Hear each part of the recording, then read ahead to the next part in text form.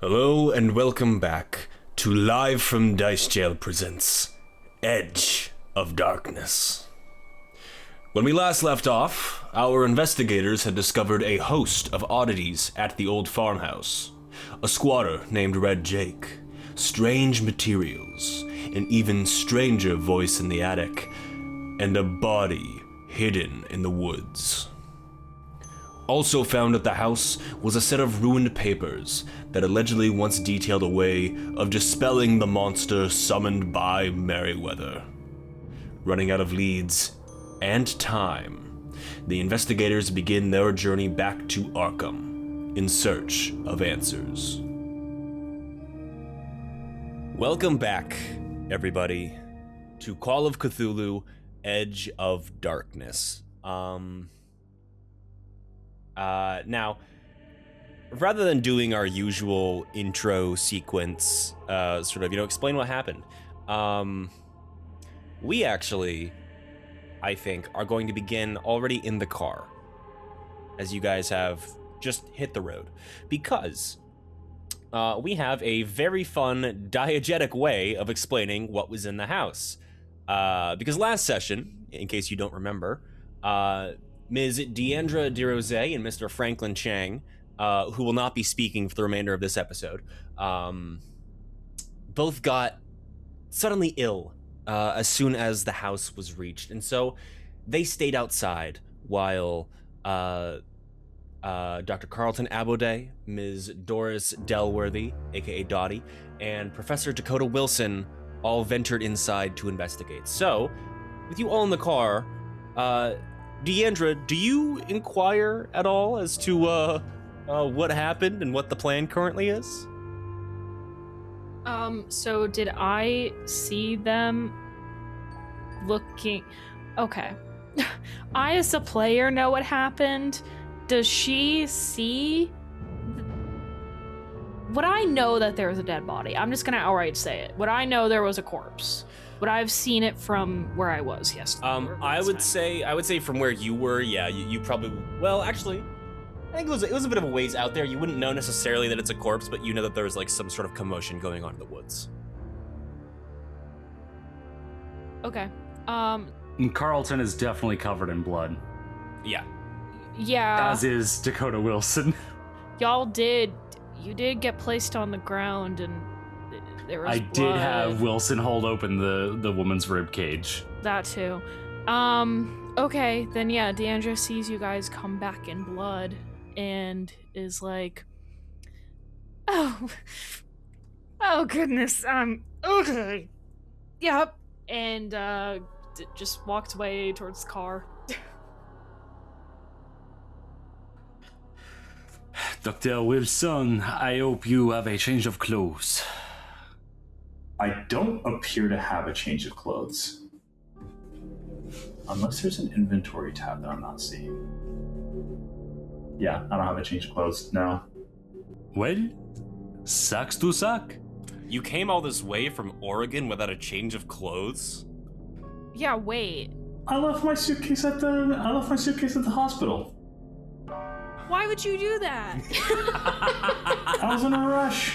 No. Hold on. So you went to the hospital. You hear your friend's dead. You go to this random address he gave you, and both times you took a taxi, and you somehow abandoned your clothes, going from one taxi to another. I don't know what to tell you. I didn't think to make my character with a fucking extra change of clothes, and I'm trying to explain it away. I don't know what to tell you. All right. I feel like this is one of those scenarios where no one was gonna hold you to the fact that it's not written on your character sheet, but you've committed so hard to. I don't know what to I lost my suitcase. I'm not like. Oh my god. Okay. I have a change of clothes. What a magical! I forgot. I brought my suitcase with me. I have it here in my hand that I'm holding. And oh my goodness, what a relief! I have a change of clothes inside. I have several changes of clothes inside it. Several. Oh my god! Multiple clothes changes available for me. Perfect. You can model. Anyways, you get into the car, Do any of you tell Deandra what's going on? Doris is looking out the window just with a 1,000-yard stare because she was pretty fucking traumatized by the body of it all. Yeah, I think Carlton would wait to say anything until we've all gotten in the car and had a few moments of silence, at the very least. Yeah, I would say that you, the five of you, get back into the car, not yet changing out of your bloody clothes, but you all get in, and as you close that last door to the taxi cab, the weight of it just sort of like washes over you, and the five of you just sit in the cab in this deafening silence. Frank, I think it would be best to drive. Yeah, I agree. Frank starts the car, and you guys head back towards Arkham.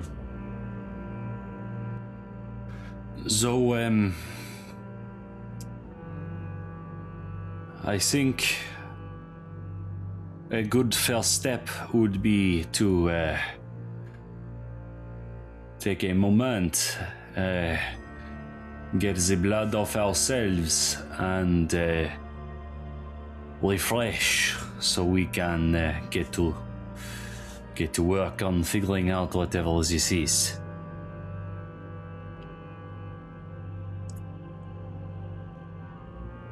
Does that sound reasonable to the rest of you? I'd like to propose something that I don't know if the rest of you have thought of right now. Why don't we locate a landline and call the police?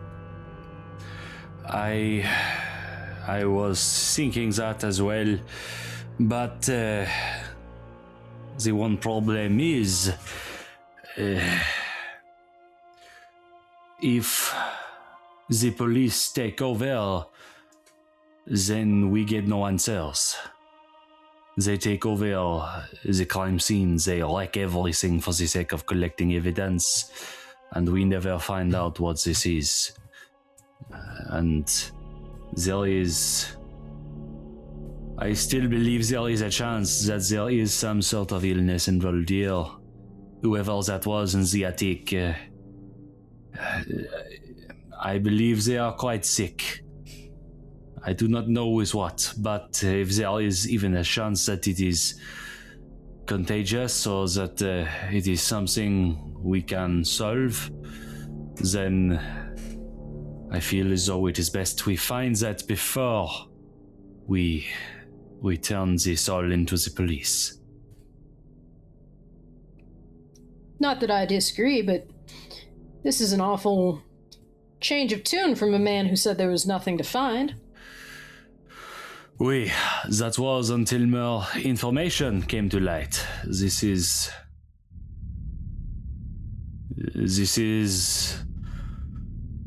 showing signs of something being far more serious than one old man with dementia. Yeah, I mean, I agree with Doris here. That is very, this is a very different tune you're singing now. And on top of that, if there's someone that is not feeling well, don't you think they should see a medical professional? And to get them to a medical professional, if, typically you call the police and they'd show up with EMS and be able to help him. And also there's a dead body. I don't think Merriweather... I hate to agree with the doctor, but he is in fact a doctor. Which makes him the medical professional.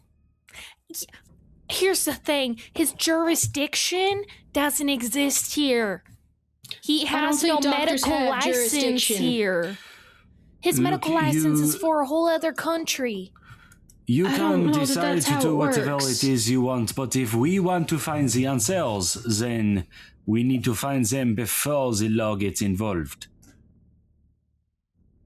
Why? Because if the law gets, as I said before, just a moment ago, Professor, if the law gets involved, then we are no longer able to investigate. Most likely, we will be arrested as suspects. Why don't we just go back and tell Merriweather that we didn't find anything here? Because he is dead. He is dead. I did clarify. He is dead.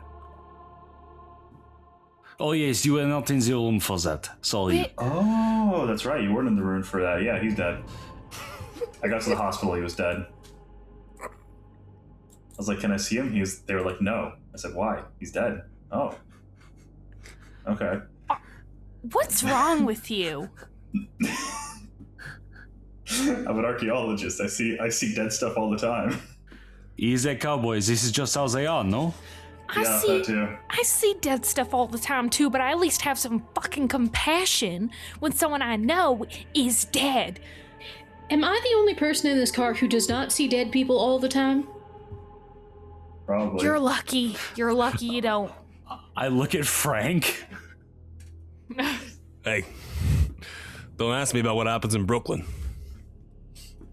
Fair enough. Okay, well, if you don't want to go to a police officer, then where are you having Frank drive us? Because I'm a little in the dark here. All I know is you guys saw a dead body, there's apparently someone in the attic, and you two are covered in blood. We are to change our clothes and then we have research to do. All of us, or at least the three of us, and Carlton will gesture to himself, Professor Wilson, and you, Deandra. Doris, I am not entirely sure of what skill set you would prefer to focus on, if anything. It is but my I alma believe mater. That is what I was getting to. I believe that we all should work within our fields of study, even though I am at this juncture not willing to acknowledge the supernatural or believe that it exists, because I have not directly seen these results with my own eyes. That woman, she did not die from... Those wounds were not caused by weapons. They looked like wounds that could have been caused by an animal, but just like the raccoons that we found before, if it was an animal, it is an animal with the same penchant for cruelty. It's not an animal. I believe that every single shred of information, be it folklore, be it occultism, whatever you want to call it, even the most utterly insane notions, all founded in some form of truth, in some way, shape, or form. So long as here is my commitment to you, I will keep an open mind to whatever it is you have to say, so long as you keep an open mind to whatever it is that I have to say. Whatever this is beyond a simple entertaining. This is serious. There are lives at stake. Contrary to popular belief,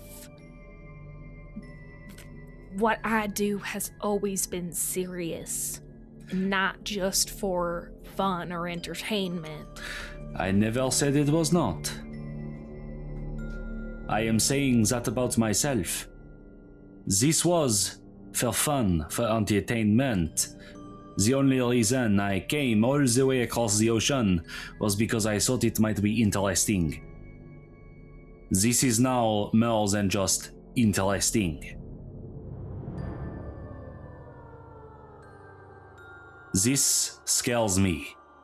Whatever it is. I have never seen anything like that. And I do not have a solution right now. So, I would propose that we put our differences aside. We have several disciplines at our disposal here. We should take advantage of them. Take advantage of everything that is known. Okay? I am trying to tell you that I will come to the table with an open mind about whatever information you can gather. Okay? I still don't trust you, but okay. Whatever. It matters not. What matters is, I need to get out of these bloody clothes. If I have any hope of getting into the library, I am assuming, unless of course Doris' campus is used to seeing Frenchmen covered in blood. I can't say we came across them often. This whole time while you two have been talking, she's been shuffling her tarot cards nervously and looking at each one as they like pop out, and then looking at the card and looking at you like judgingly. What is the card? As we've been talking, I have been drawing several. I figured, that's why I asked. Yeah, the current card she has in front of her is the Three of Coins, which is learning, patience, and research, and it's maintaining wisdom or getting wisdom from a mentor. So pulling that one, she's kind of like, fuck. That is very interesting. With that said, so let's review as you guys enter this research mode. I'd like to hear from you. What are the leads that you want to be pursuing right now? I think that I'm probably gonna go to whatever records department that they have at the library and look into the names that we have for Rupert, Bertrand, Agnes, and particularly Mary and Alan. And then we wanted Dakota to look at the sarcophagus and stuff for the translations, right? Yes, I believe that was what we discussed. And then obviously Cam was gonna, not Cam, the doctor was gonna do doctory shit. Yeah, I'm gonna take my samples that I collected and I'm gonna see if, I'm assuming there's like some sort of a medical lab that I can get access to. Yes, you will, however, have to convince them to, let you use their stuff. Or you can sneak in, whatever you want to do. Considering I'm a man in a wheelchair, that being said, I would say that I would have tried to be dropped off in my hotel room so that I could change. And like, is that something I would have been able to do? I'd say so. Yeah. Okay. You guys can. I would have changed and I would have showered. Yeah. I would say that takes about. I don't know. Were you going speedy? As speedy as Carlton can go, yeah. Okay. So I'd say at this point, and with you guys, getting back to Arkham using the route that Professor Wilson found, I'd say it's about 4 o'clock now as you return to the city. Okay. I'm gonna try to convince. I would imagine Doris would be able to, at the very least, direct me to who I'd need to talk to. But I would definitely try to do this above board. Do I have a professor or someone that I could ask? Like an old professor or someone I could ask for him to go there? I would say you probably have some knowledge of like the medical folk over at the teaching hospital, St. Mary's. You probably know some like other researchers there who I would imagine would be happy to, at the very least have the discussion with you. But anything we do we gotta roleplay this out. We gotta theater of the mind this. So just confirming where everybody's going. Doris, you're looking for records of Merryweather and related associates at the library. Carlton, you are going to the hospital to try and do research on the mold and other stuff that you found. And then Professor Wilson, I'm assuming you're also going to the library to do this, but you are trying to translate the hieroglyphics on the sarcophagus. Yeah. Okay, great. And then Deandra, what do you plan to do during this time? I feel bad having the doctor go off alone, but also I have nothing to do at a medical facility. So I would go to the library, and my intent is I wanted to go through the letter and see if any of the ritual stuff they were doing was any occult that I recognized, and research the occult ritual they were doing. Okay. If you do want to do that, I will say I would recommend looking at the journal again. Yeah. Okay. Also, I'm gonna try to find out what this phrase "de vermis de mysterious" is. All right, there we go. That's what I was waiting for. All right, sweet. Okay, so I'm going to say that luckily these locations are pretty nearby. I'm gonna have Frank go with Carlton, just for the sake of it. So. Someone's got to get me up the stairs. Exactly. He's got buddy. So Frank stops the car outside of the Orn Library, and Doris, Deandra, and Dakota all step out. Frank closes the door behind him, or you guys close the door, and the two of them, Frank and Carlton, head off towards St. Mary's Teaching Hospital. I'm assuming that Doris has I don't know, like a signed letter of recommendation, we can say. Yeah, I figured I would give a note to just be like, this man is a human doctor, please let him do the research thing. Carlton would also have brought his, like, all of his documentation and, like, his medical license and whatnot. And he would not be wearing the leopard print bathrobe right now. He would have, like, actually put a nice, like, jacket on. Oh, he actually put effort into his look. Yeah. Oh, wonderful. He also showered, so thank God. He's stressed. That means he cleans himself. Holy shit. No more raccoon hands! Okay, so as we split into two parties here, we're gonna start off with the library because you folks got dropped off first. You see standing before you a great big brick building with in these sort of like huge gilded letters up top that sort of exudes this like, not like refinery, but like old money. And in those letters it says Orn Library. So you guys approach those great big mahogany doors. And as you turn the knobs and push those doors open, a blanket of silence falls over you. You stand before thousands of mahogany bookshelves containing hundreds of thousands of books, manuscripts, and weathered documents seemingly as old as time itself. Standing within this awe-inspiring space, illuminated by a great chandelier and even greater windows, through which the golden mid-afternoon light shines upon motes of dust, evokes the feeling of a cathedral. And to the students researching within, this is indeed a sacred place. And, like many holy places, visages of the dead linger.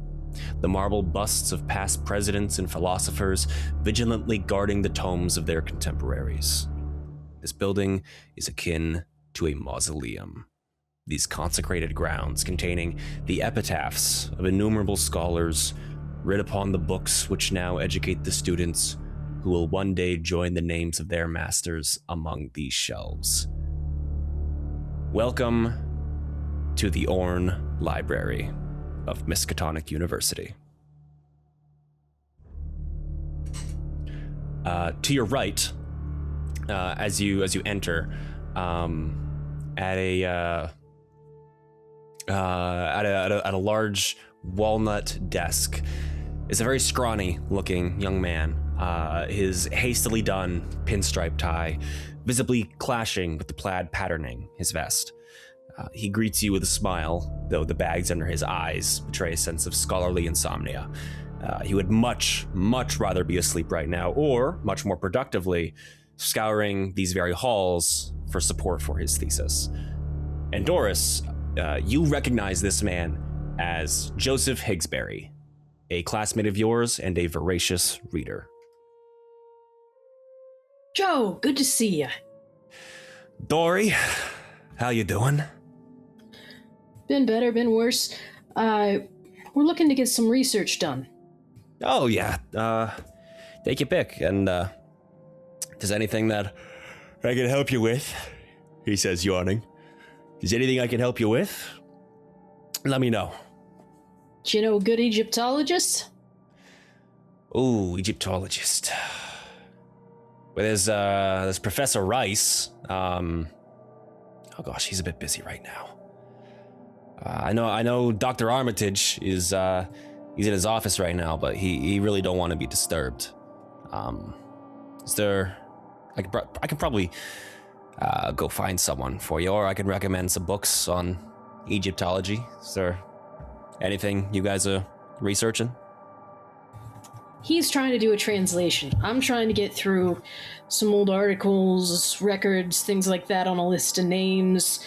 And, Deandra over here is researching occult rituals. Oh. All right. All right, taking that one thing at a time then. The hieroglyphics and that sort of thing, you're gonna find that over in history. Let's see. You were looking into records. We looking for court documents, alumni, any. I need more details, Dory. Articles. Any articles or traces of these people. I want to know what they've been doing for the past 50 years. Who are you looking for exactly? I need a name. All right. Rupert Merriweather, his son, his wife, and Marion Allen. All right, yeah.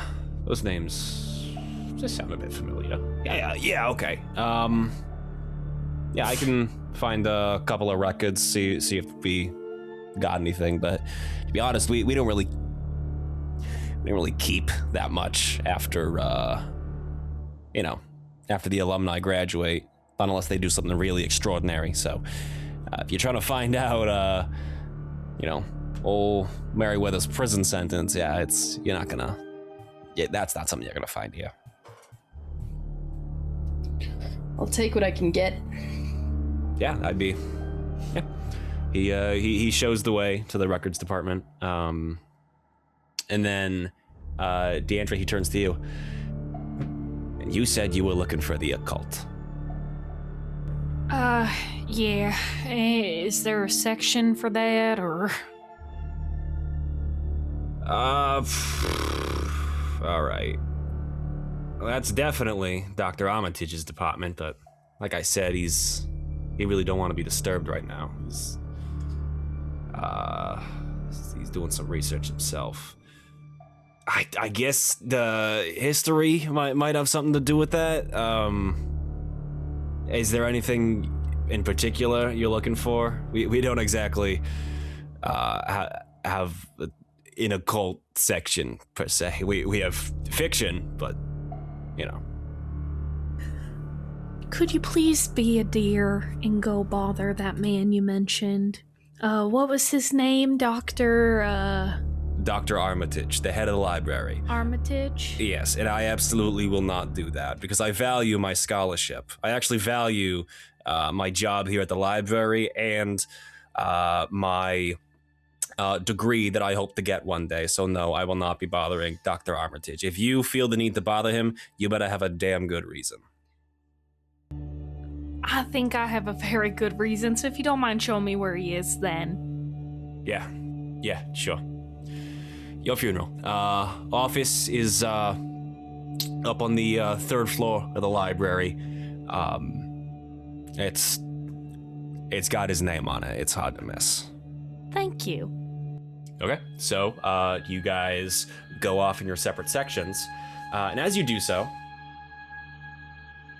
starting with you, Professor Dakota Wilson, Yep. I would like you to make a library use roll for me.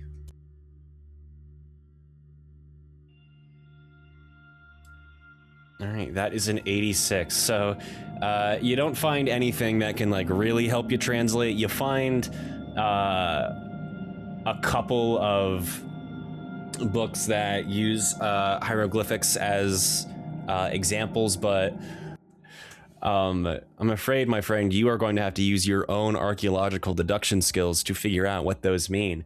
And that's going to take about an hour or two. So Sure. I'm going to have you preemptively roll archaeology. Okay. Roll in archaeology. Not the best All right. roll, but not the worst either. Okay. Yeah, you go off and start translating those hieroglyphics, and as you do so, we are going to cut over to Ms. Doris Delworthy. So you are looking through the records department. Yes. All right, and what is it exactly that you are looking for? I want to find out more about this club of theirs, if it was registered, what affiliations they have with each other and the university, that kind of thing. All right, go ahead and roll library use for me. Oh, well, that's a definitely no. Wow, that is almost certainly the worst roll you could have gotten. Almost, but not quite. So as you spend the next hour researching, it's really hard to find anything that you don't already know. You're able to figure out that I guess book club is the closest thing you could call it. This fraternity that Marion Allen and Associates were in, they did have a bit of an obsession with the occult. It wasn't officially registered as such,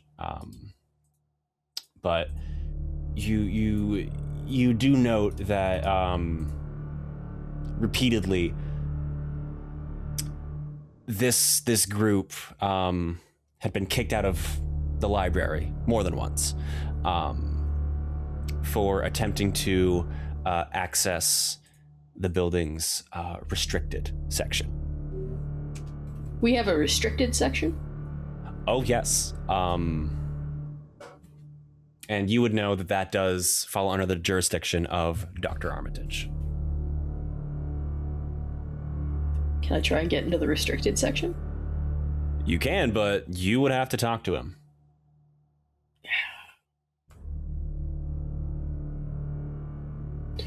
What do we have on us about this situation? Like, what is the physical stuff we have? We have the journal. So, just laying everything out, you have the journal, which mentions De Vermis Mysterious, as Jacob had brought up. There is another book mentioned in passing, not by a specific name, but there is another book, what is called an ordinary reference volume. No specific title is given, but there's something along those lines. You also have the sarcophagus, which is currently being researched. you found that yellow sheaf of papers implying that Marion knew that there was some way to dispel the monster that they had summoned. You found the brown powder and the silver powder.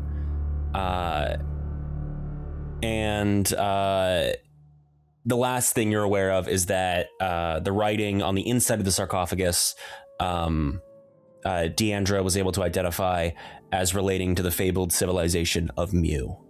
I'm reading the thing.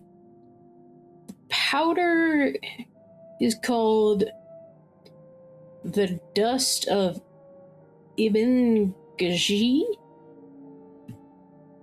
But it's unclear whether that is the darker powder or the lighter powder. Where are you seeing that? March 20th, 1877. The thing formed in the center of the pentagram, shapeless and nearly invisible. Its terrible voice should have given us a clue, but we were so foolish. It spoke, and then Alan cast that damned powder on the jinn, the dust of Ibn Gaji, as he calls it, and that's when we could see it clearly. I see. Perfect. I'm getting a sense that I may have latched onto the wrong part of this, if you don't know what I'm talking about. No, I know exactly what you're talking about.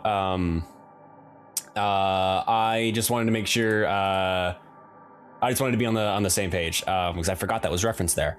So yeah, you have something called the Dust of Ibn Ghazi that you can look further into. You don't know what it is exactly, but you have that information in the journal as well. Can I start looking for whatever Ibn Ghazi is in the library? Yeah, go ahead and you can roll. Where in the library would you like to look for that? Folklore? Folklore? Okay, yeah. Go ahead and roll library use for me.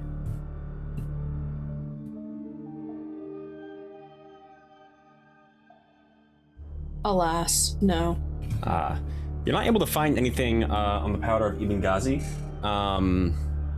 but you are able to find something about a Nefru-Ka, which is not quite the same, but it seems to have a similar sort of vibe. Also a hyphenated name, so there's that. What do I find about it, or just I find the name? Well, you find the name Nofru-Ka in a little snippet of a folklore journal regarding this would-be usurper of the Egyptian throne who allegedly received a gift from the gods. But that's what you get while looking for stuff about Ibn Ghazi. Anything else you would like to start to look at before we cut over to Deandra? I mean, I would probably eventually try and go find Deandra about whatever this dust is, so we would probably want to do that later. Okay, so are you going to So actually, you spent an hour doing that research. So we're gonna, hop back in time. That's what we did going between Wilson and you.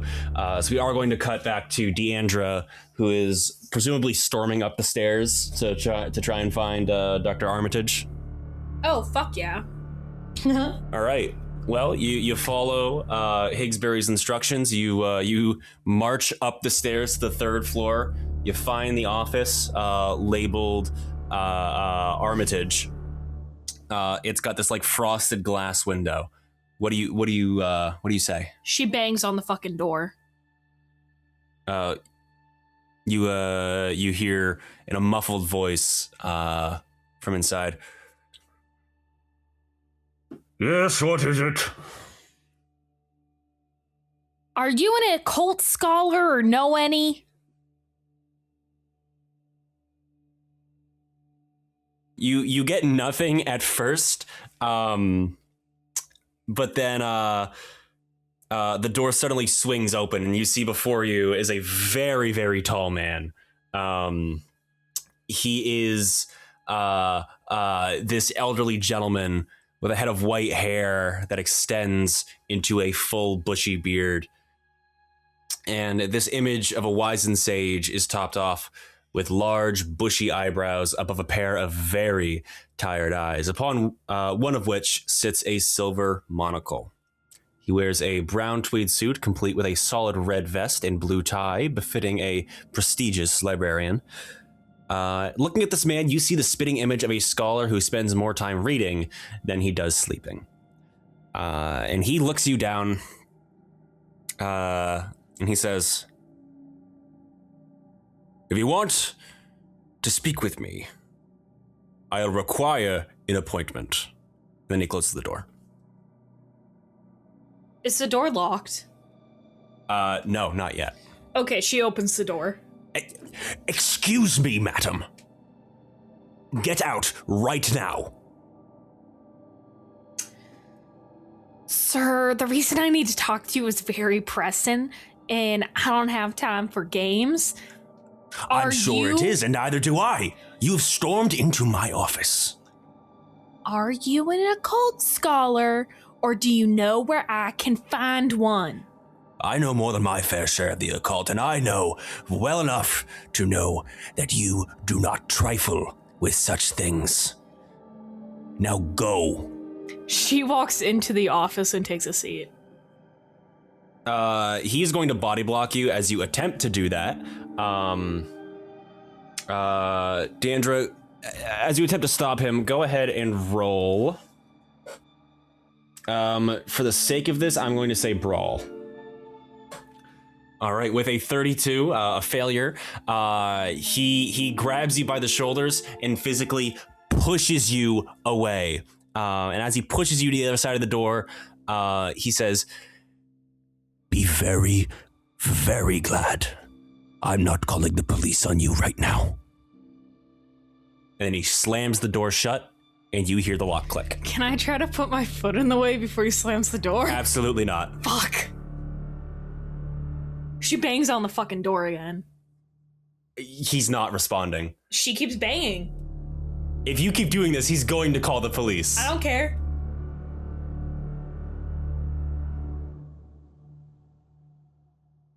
She's doubling down.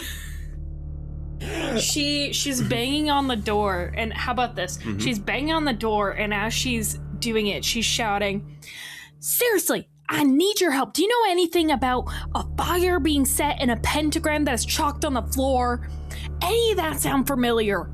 As you're shouting this, several bystanders at the in this library turn and look at you as you cause this very loud commotion in the middle of a prestigious library. "As a piece of amber is in the middle, and there's a soul in it." A gentleman in a suit and tie, a very large gentleman, comes over and he says, "I'm going to have to ask you to leave, ma'am." I don't think you understand. This is a very serious matter, and that man in there. Okay. I need to speak to him. This is very important. Can I try to fast talk? Go right ahead. How are you trying to fast talk him? Okay.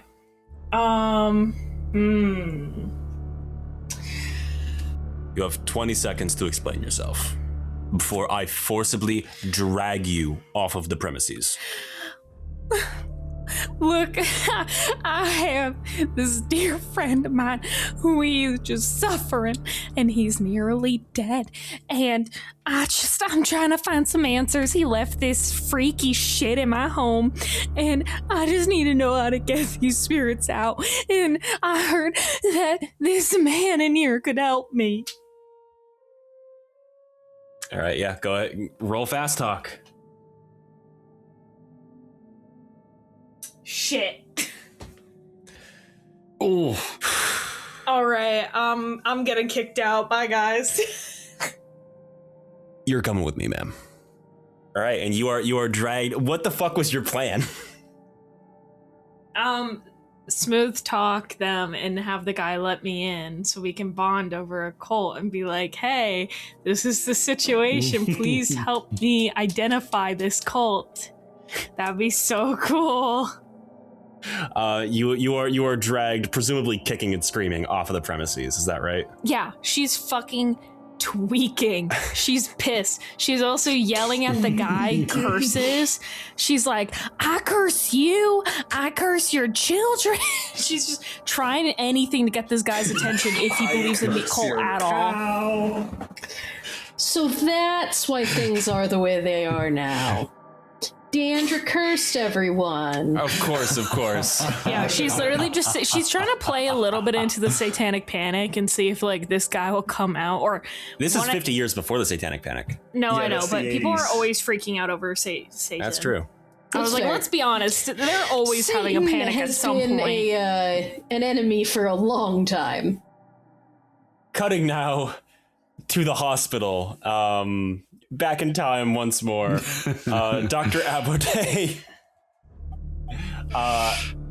Oui. You've been dropped off.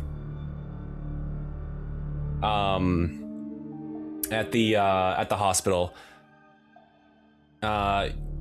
You make your way inside with the help of Frank. And you are greeted at the front desk, the same as before. Seems to be the same woman who is sitting there now, that you had met before. Currently just reading a book. Seems like, it's a slow day over at the hospital right now. Bonjour, madame. Oh, how can I help you there? Hello, yes. I am, we met briefly before, I believe. I am Dr. Abode. And as a medical doctor, I am wondering who I can speak to about using some of your facilities for some research while I am here. Well, I know it is late in the day, but perhaps there is someone around. yeah. Let me see what I can do. She Merci. she disappears into the back office for a few minutes. When she returns, she asks you, "For what purpose were you? What were you hoping to do here? We might have a station." I have a few samples that I would like to analyze, primarily mold samples. Mold and rust, currently. All right. Let me see if anybody's willing to give you a hand with that. Merci, I And she appreciate disappears it. into the back office for a few more minutes. And then she comes back and she says, "Well, good news is, Dr. Jameson, he's not using his laboratory for the moment. He said that..." I'm sorry, wait, who are you? I am Dr. Carlton Abode, and I will show her a copy of my medical license. I apologize, it is all in French, but I am a medical doctor from Oh, that's all right. Paris. My grandfather's Quebecois. Oh, is that so? So wonderful, the Quebecois. Oh yeah, they are. All right. Yeah. So, Dr. Jameson said that if you really are a medical doctor, you gotta. He needs the laboratory in an hour, and he needs it sterile. But you think you can use it quickly for whatever medical That purposes? That I can do very easily. Merci, and thank the doctor on my behalf, please. Oh, of course. You are led into Dr. Jameson's laboratory, which he has inexplicably decided to let a total stranger use. I can only assume that he's on his way out of the hospital. And yeah, so what kind of research are you hoping to do here? Well, as someone who is in real life not a medical doctor, I don't know exactly what the procedures would be, but I would like to analyze these mold samples and these rusty nails to see if there's anything interesting about them. And if I have any of that powder left over, then I would like to try to look at that as well. Yeah, so you do have both the brown powder and the silvery powder. Okay. So, which would you like to research first? I would say I would start with the... I want to say, I can't remember, this is me in real life, I can't remember if I had some semblance of an idea what the silver powder was. You had absolutely no idea. It just sort of clung to your skin. It felt like a bit like talcum powder, but it wasn't. You knew that much. Then I would probably look at the brown powder first. All right. So let me just check this real quick.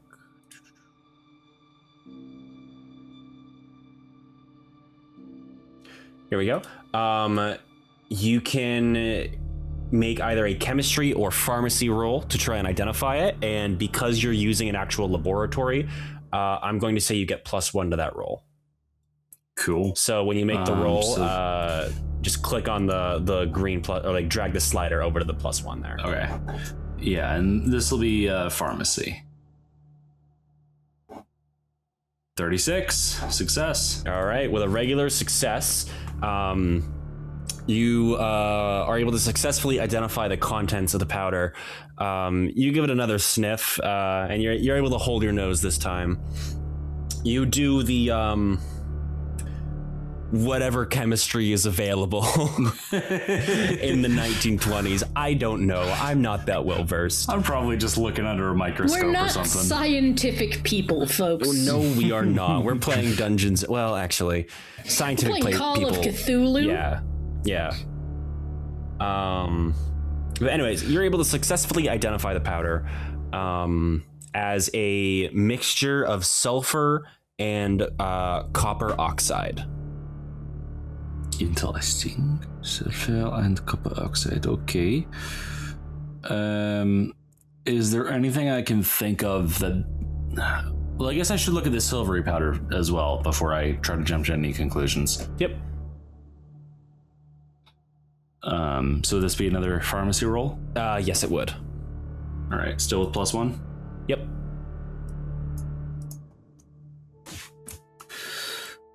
Oh, that's a 90. I'm going to push my luck. Are you now? Okay. If you do that, however, there is a chance that this is unfamiliar equipment that you're working with. If you fail this roll, you might break it. And if you break someone else's equipment, you are not only getting kicked out, you are going to have to pay for it. We can be kicked out, buddies. Well, it's a 60% chance. I feel like I've got to try. Otherwise, I'm not finding any of the answers I'm looking for. So yeah, I'm gonna push my luck. All right, fingers crossed, everybody. Oh, 16. A 16. Okay. All right. And I believe do I have to? I can't remember. Do I have to lower my luck now? No. Okay. I don't believe so. At least not in the starter set rules. Okay. There may be like expanded rules about that. I don't know. But as far as I'm aware, pushing your luck is something you can do whenever. There will just be consequences. Cool. Okay, so with a hard success, you show a masterful understanding of the microscope, and you look deeply into this powder, and I need you to make a sanity check for me. Oh. As what you're seeing betrays any and all knowledge of chemistry that you've ever seen. You have no fucking idea what this is. That's a 51, regular success. Okay. You managed to steal your nerves, and you accept that this might just be a substance that you have not identified behaving in a way that no one else can understand, or at least that has not yet been identified. It's like, so what is it doing that is confusing me so? It's seemingly like it's not behaving in the same way that a powder would. It's sort of like clinging to itself. It almost like moves on its own, but not like really. It's alive, or not like it's alive. Or... it has this ebb and flow to it that it really doesn't behave in the same way that like any other substance you've seen behaves under the microscope. It doesn't look like a powder you've ever seen. Doesn't look like a liquid. You don't know what it is. What if I take a small sample of both powders and put them together separately from everything else? Okay. In like a contained environment. Yeah.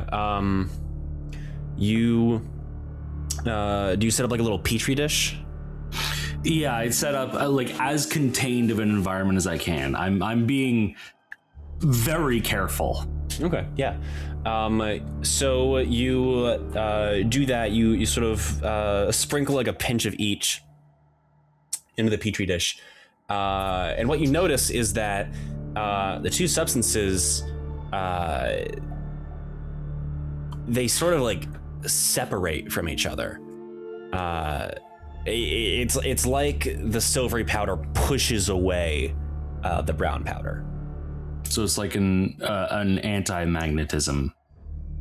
I mean, that's that. Like that. If that's your thought, yeah. If that's your theory, like if I were to put two magnets with the same pole, it's like how magnets repel. Yeah, that's how they're repelling.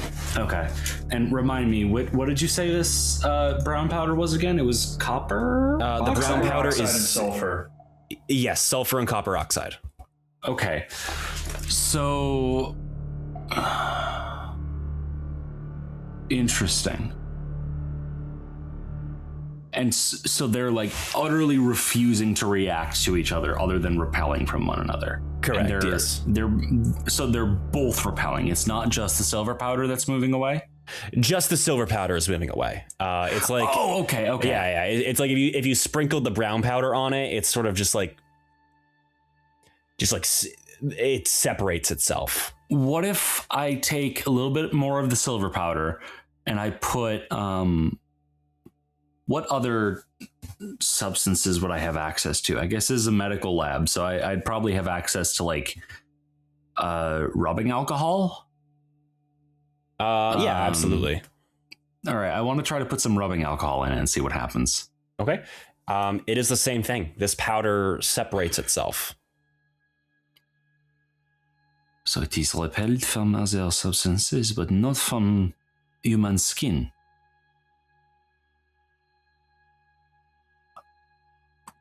Carlton is going to think for a second. And then he's going to very carefully prick his finger and put a drop of his blood in the petri dish with the silver dust. Yeah, as you drop your blood into the petri dish, onto the silver powder, it actually sort of coalesces around the blood, like it clings to it. It's not actively moving to do so, but like the parts that it touches, it sticks. Interesting. I would like to then do the same with a little bit of my mold sample. All right. As you do so, you drop a little bit of the mold in there, and it does the exact same thing. The parts of the silver powder that get touched by the mold, it clings to the mold. Interesting. So it is repelled from the inorganic and is drawn to the organic. Interesting. Okay. And I've never encountered anything like this. I already know that this is completely otherworldly to me.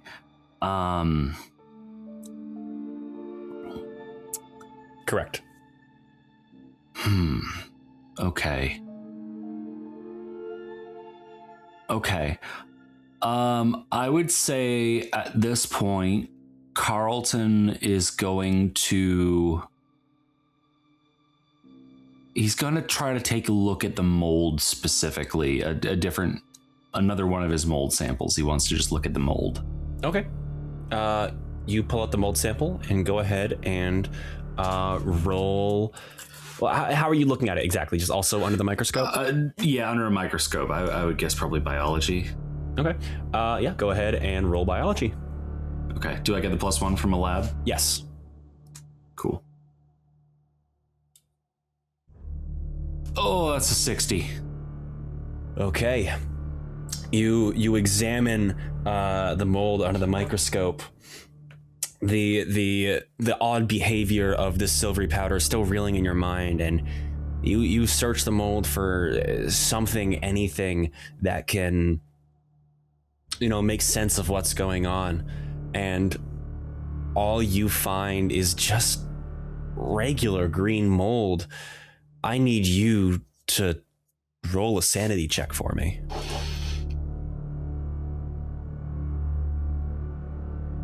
That's a 2. Extreme success. Wow. Yeah. You completely steel yourself against this. You get the feeling that there's got to be something more to the mold. But that's it. Your scientific endeavors will persist. Interesting. So, sorry, just to clarify. So I understand that I'm not getting everything that I should be out of this, but I'm recognizing that there is something beyond what I've just observed. You feel strongly that there is still something. Okay. And I think that you also desperately want there to be something more. Okay. So I suppose I'm guessing I can't just roll again for doing the exact same thing. No, you can. Oh, I can? Oh, yeah, okay. you can do it as much as you like. You can keep researching this mold as long as you would like. Okay. Well, before I turn back to the mold, I want to look back at the petri dish of silver powder, and I want to check that it's still behaving the same way with the blood and the mold. Yeah, it's behaving the exact same way. And how long would you say it's been that I've left it like that? I'd say it's been about maybe 10 minutes. Okay. And Frank is still with me, right? Yeah, he's sort of like, I'm imagining he's like bodyguarding the door. Okay. Frank, I have a favor to ask. Very simple. Just keep your eye on that dish right there. If anything changes, you let me know immediately, okay? You don't even have to look all that close. Just anything of note that you see from over there is something beyond important for me to look at, okay? Yeah, I can do that. And he's gonna right. Walk on over and keep an eye on it. Okay. Then yeah, I guess I'll do another biology roll to see if I can figure anything else out about this this mold. Okay. That's a 16, hard success. Okay. You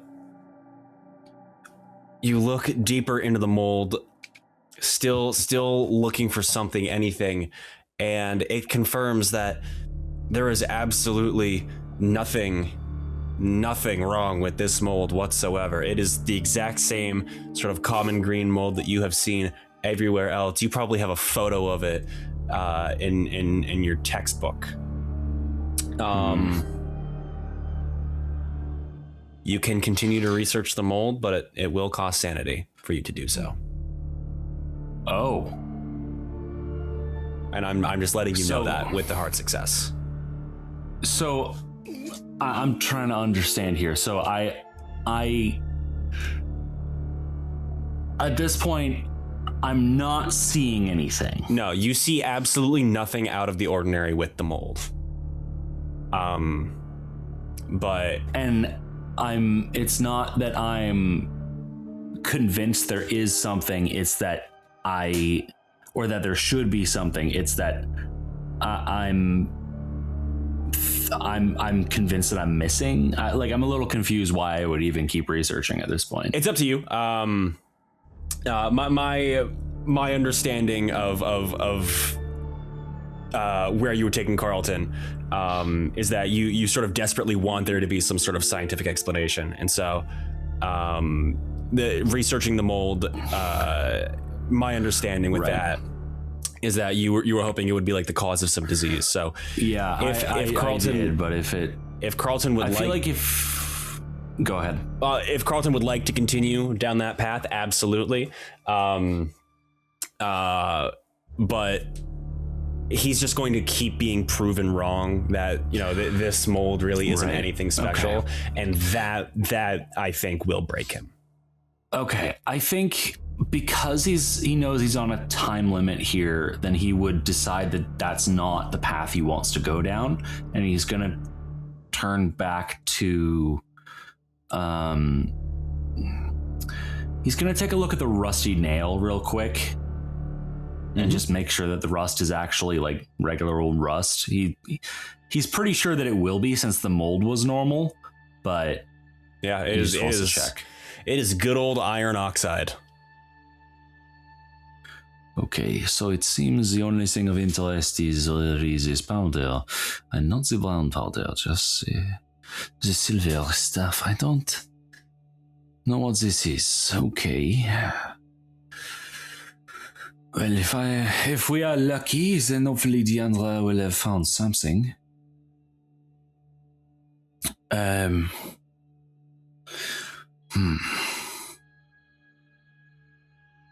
wonder.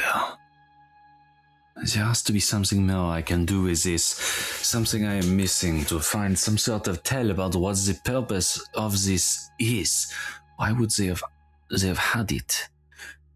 I'm trying to remember I know the powders were described, or a powder was described in the letter. Yes. But it doesn't describe what the actual powder is. Correct. Like which powder it looks like. I'm assuming there's like a Bunsen burner or some sort of source of fire that I can use here. Yeah, definitely. Okay. I'm going to start out by taking like a glass beaker or something and putting some of the brown powder in and heating it up to see what it does. You see that the powder does begin to burn, and it creates this foul stench in the way that I'm assuming sulfur and copper oxide does when it burns. Yeah. So we get the evil smelling, but it's not sputtering green and brown. Not unless it's supposed to. Hang on.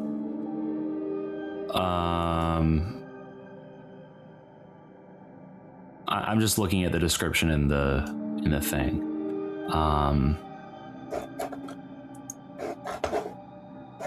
So, okay, in that case, I would try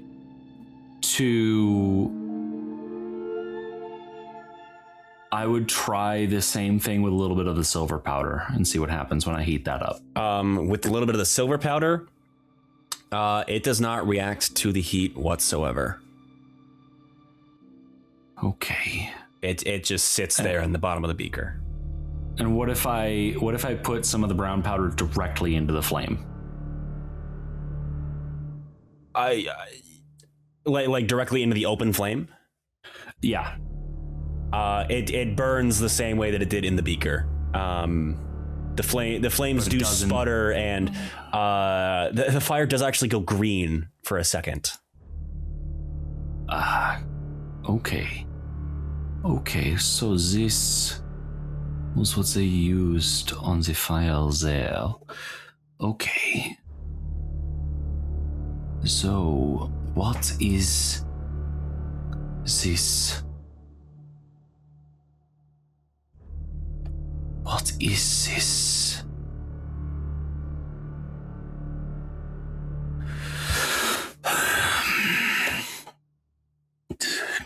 And as you ponder, is there anything else you would like to do before we cut back to Professor Wilson? My last thought is to try to put the silver powder directly into the flame. You put the silver powder directly into the flame, and it passes right through. It actually, you've created a mess, is what you've done. Damn it. Okay. I'm gonna work on cleaning up, and I'm gonna ponder a bit more so everyone else can have a scene. Okay, so we're going to turn back to Professor Dakota Wilson at the start of the second hour here. So you've all spent an hour researching, doing your things thus far. I'm not sure how Deandra spent the rest of her hour.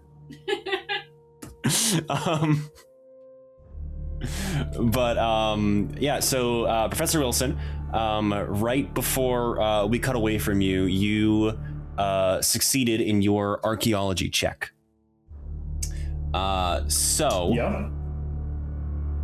Pulling this up here,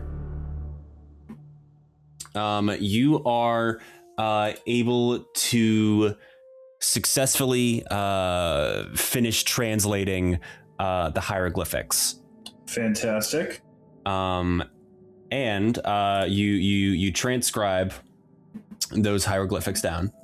And these look like this. Oh. Now, for those listening, this translation reads as thus: Seeker of wisdom, servant, son of Yugur, Yog, Setheth, deliverer of the people, slaves of the water, bearer of the spirits of Nar Loth Hotep, child of Thoth, seeker of wisdom.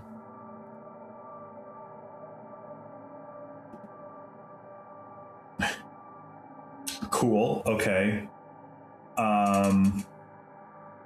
Bearer of the spirits, Narloth Hotep. And that has been added to architected the pyramids. That has been added to your list of clues.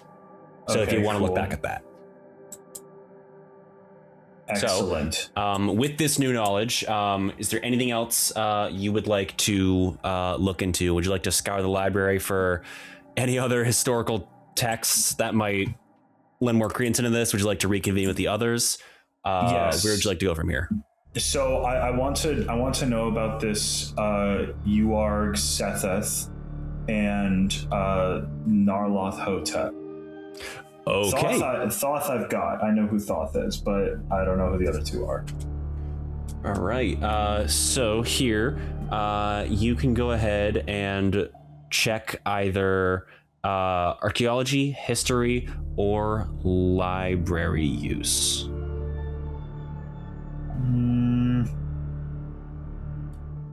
I'm gonna go with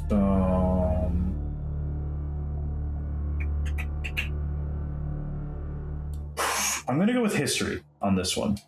This feels more like a history thing. All right, check history.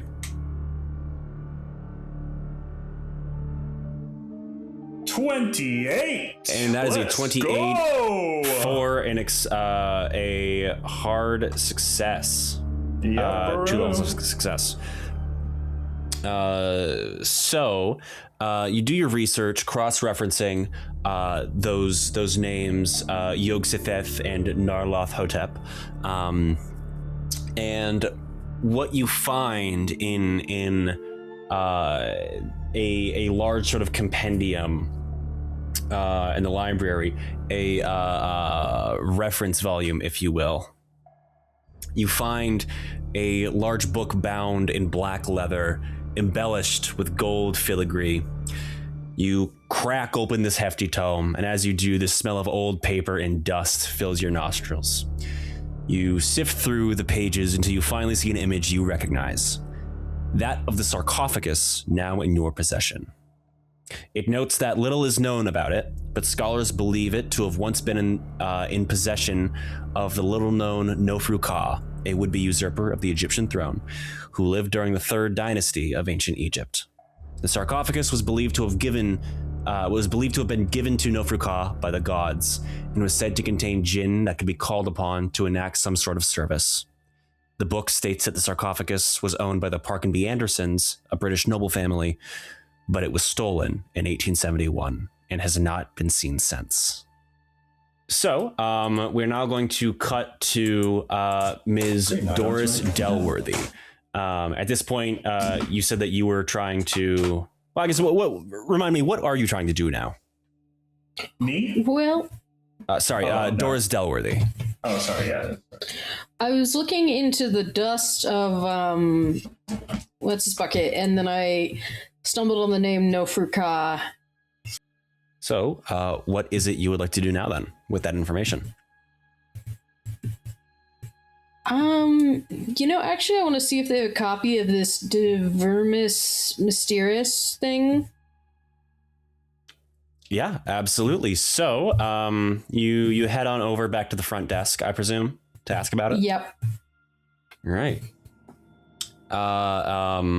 Mr. Higsbury is still there, looking tired as usual.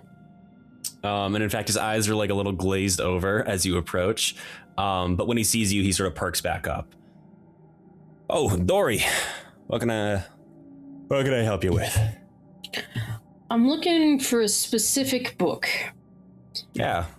It's called the De Vermis Mysterious. Let's see. Let me check about that. Is that a Latin textbook? Must be. He sort of sifts through the library catalog real quick. Yep. Yeah, so... All roads lead back to Rome. Looks like we do have one copy of the book in possession, but it's in the restricted section. Dr. Armitage has requested that it not be viewed, so it's he's got that under lock and key. Sorry. Well, normally I'd agree with him, but I need that book. Yeah, I mean, you're welcome to go talk to him, but I don't know if he wants visitors right now. Don't you worry about it, Joey. And I'm gonna start heading upstairs. Okay. By the way, did you notice Deandra getting like dragged out? I don't know. Did I? I would assume you heard. I don't know if you wanted to like touch base with her to see what that was about, because you know she was visiting Dr. Armitage, or at least attempting to. I'm gonna go under the assumption that the less I know about that, the better my discussion with Armitage is gonna be. Fair enough.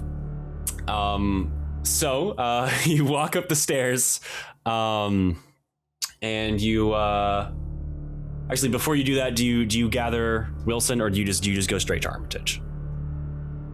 I'd probably grab Wilson. All right. Professor Wilson, Ms. Doris Delworthy approaches you. Do you two share the information that you found? Yeah, though I don't know that I have a lot of information to share, so it's really on him. All right, Professor Wilson, do you share the information with Doris? Yeah. All right, so you inform her of what you learned about Nofru Ka and the possession of the box. You share the translation on the box, and Doris, I'm assuming that you also let Wilson know about Divermus Mysterious, because he was asking about that earlier. Yes. And I say that I came across the name Nofrika as well. All right, so the two of you head on upstairs to the office of Dr. Armitage. I'm going to stop Dakota on the stairs before we get up there within hearing distance. Let me do the talking. Don't say anything stupid. You got it. All you. And then I finish heading up the stairs. All right. Well, the frosted glass door to Dr. Armitage's office is before you. I would like to knock on the door. You hear the shuffling of papers from within, and you hear an elderly man say, "Oh, for God's sakes!" Yes, what is it? Sorry to interrupt you, Doctor. I came about some information. Yes, I've been getting a lot of that today. I'm afraid you will need a meeting if you would like to speak with me. I just want to ask to borrow a book, and then I'll be out of your hair. You can speak with the librarian about that. Unfortunately, he directed me to you. Of course he did. What is it then? Sir, I need to see your copy of Divermus Mysterious. There is silence from the other side of the door. And then after a moment, it is thrown open. And you see... Dr. Armitage in front of you. And giving you the same description as before. Very scholarly looking gentleman. Head full of hair, big bushy eyebrows.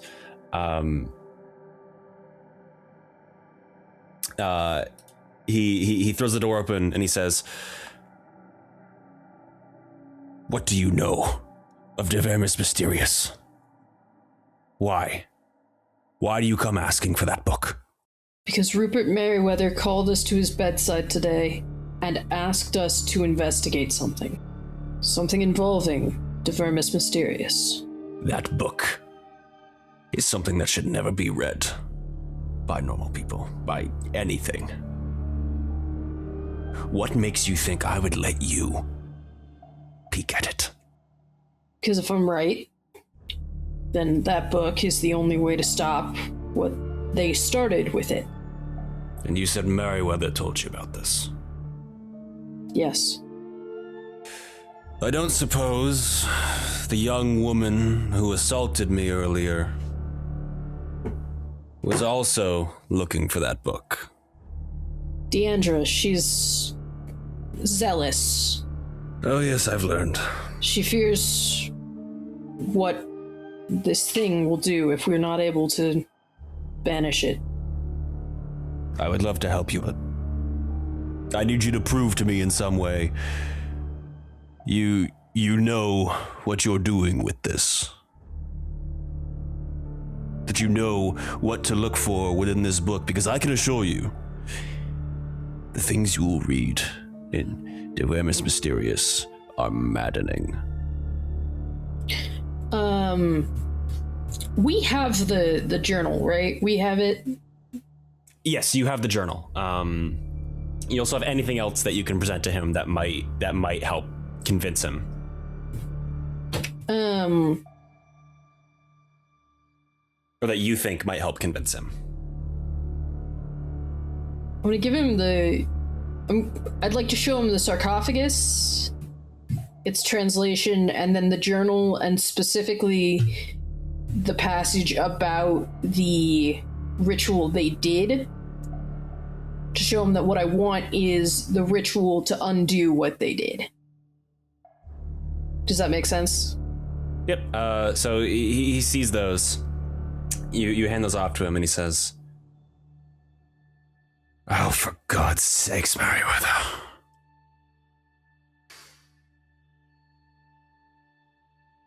You know, I was a classmate of his Oh, those years ago.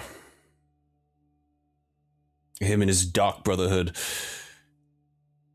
Always getting into trouble. And never, not once, heeding the warnings of the occult. Come in. Actually, would you please go get that young woman from earlier? What was her name? Deandra, you said? Yes. I'll go grab her. Okay. You two go in. Yes. Please, come in. I follow him in and then wait for Dakota and Deandra. All right. So, Deandra, what have you been doing these last, 45 minutes? She's been sitting on the stairs plotting. Oh my god. Being like, how the fuck do I get back in there? Like, I need to talk to that man. Like, how do I convince him? As she's plotting, I just kind of pop out the door and I go, "Oh, hey, there you are. He wants to see you." She looks so... Okay, the look I gave Colby is the look she's gonna convey. She looks so confused and disgusted at once. You were warned.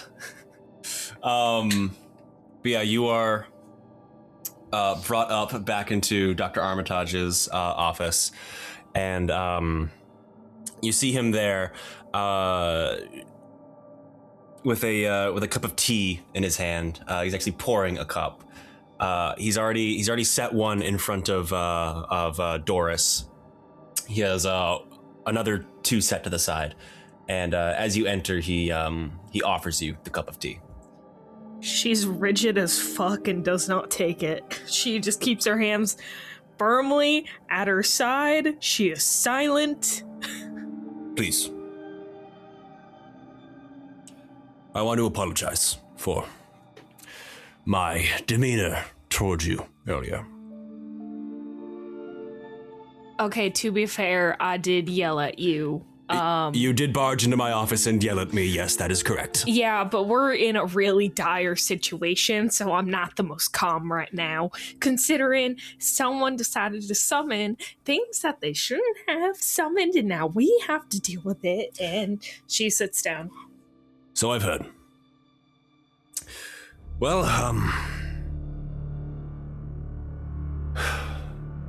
the book you've asked me to, get for you is not something to be searched lightly. I myself have only read a portion of it. Those fools in the Dark Brotherhood that poked their noses around this surely face the consequences. And here we are, also facing the consequences of their actions. I will help you find what you need within the book. As I understand it, they found a ritual in there to try and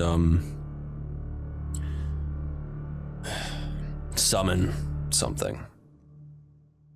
What was it, a djinn that Nelfruka allegedly kept in here?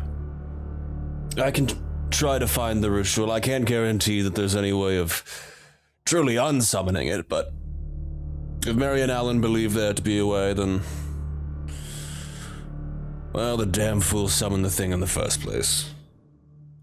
Just be warned that I will only allow one of you to read this. And the one that does, you may learn more than you can handle. So, between the three of you, I ask, who will take this chance?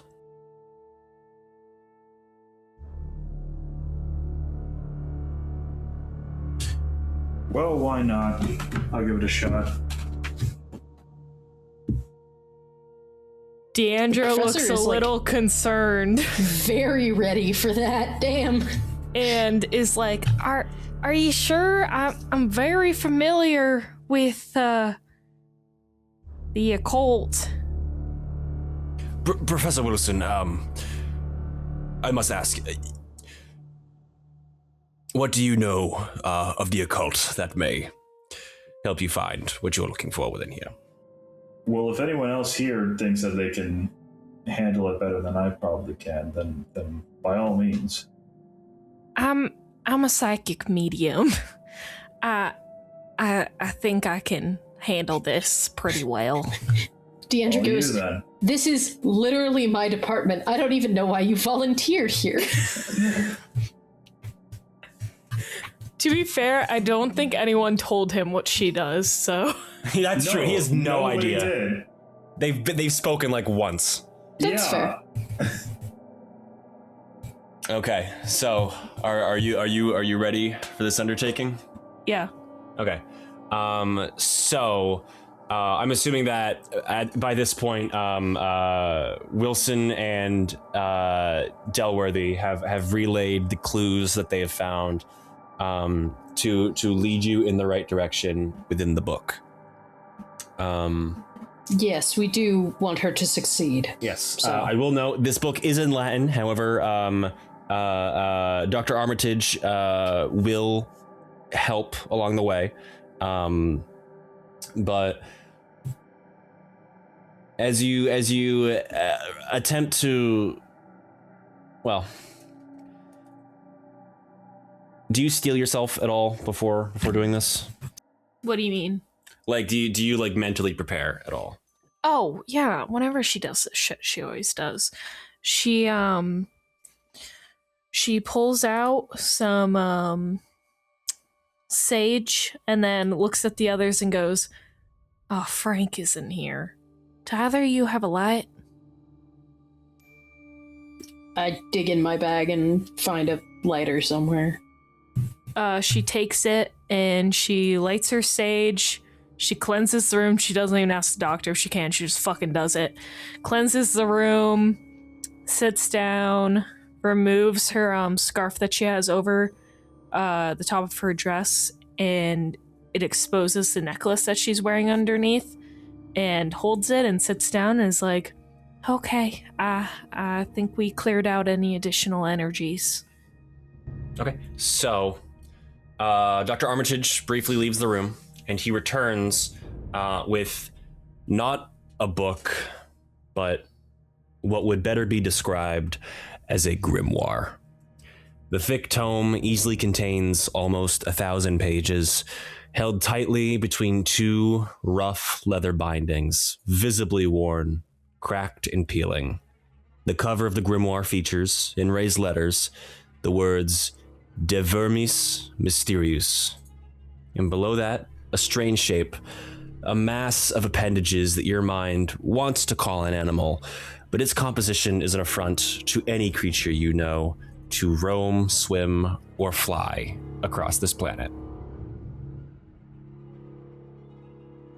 He sets that down on the table, and then Professor Wilson and Ms. Delworthy, Dr. Armitage looks to you and he says, "I would ask, for your safety, that you leave the room."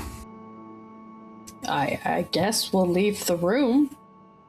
Deandra, this time when she did the sage, she didn't smother it out, by the way. She just leaves it, smoking. Like, sat upright on the table so that it doesn't, potentially set anything on fire, but she leaves it going. If you run out, I have some more in the back. She nods. "Oh, thank you. That's, you're not so bad. Sorry, anyway." Yes, in my line of work, there's little time for frivolities. When you first approached, I assumed you were just some crazed madwoman.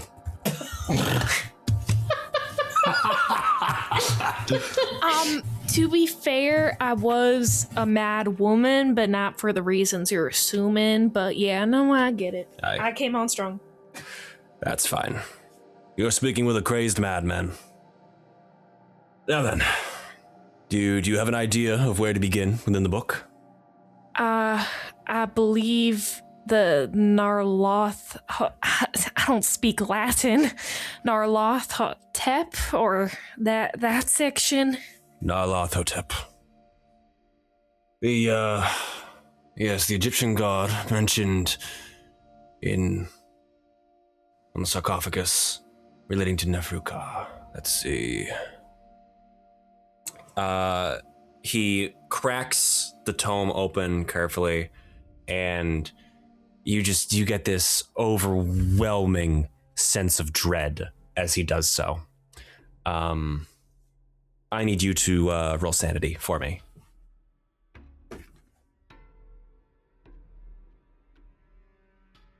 You manage to steel yourself as the book opens up.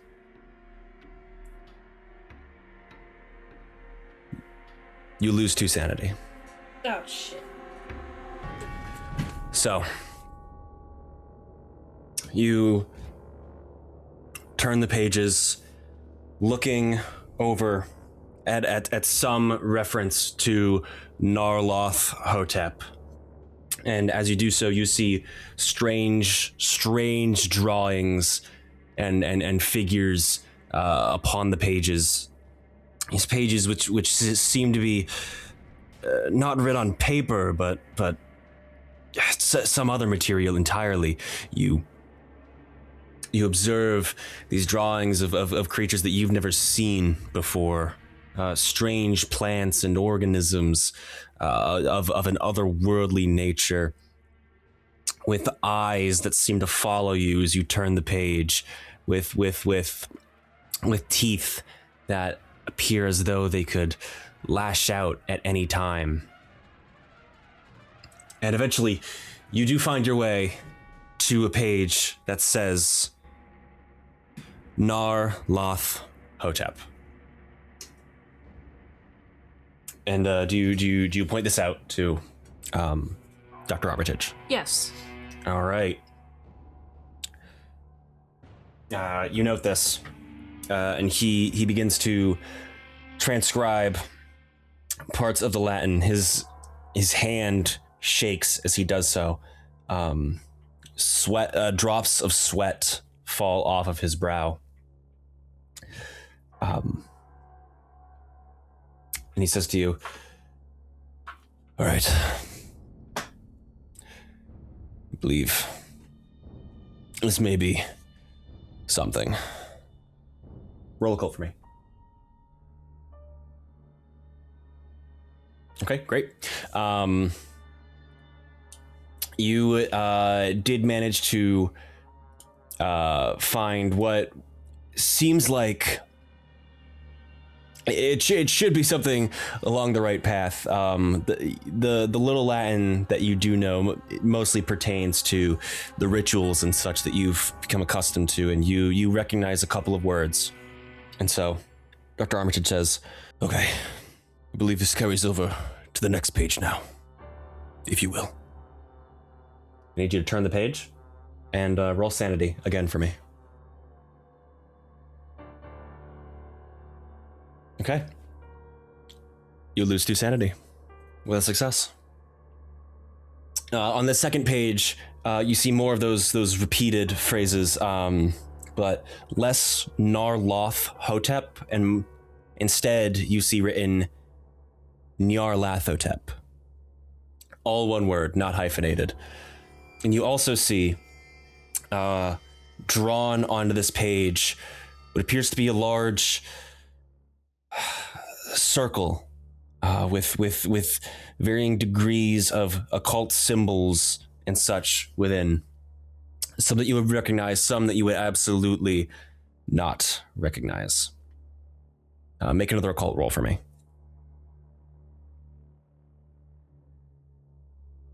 Okay. With a success, you're able to put 2 and 2 together and realize that this is in fact related to the ritual that you've been transcribing in this moment. And you yourself transcribe this, or like draw this symbol, or do you allow Dr. Armitage to do that? She draws it, but her hand is like shaking the whole time because she figures something bad's about to happen to her. Yep.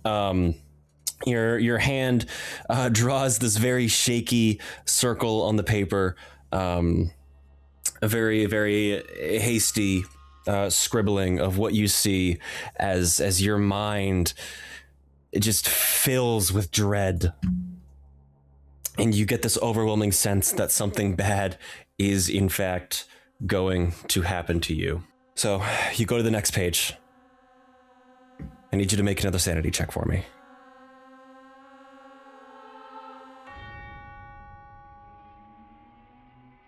All right.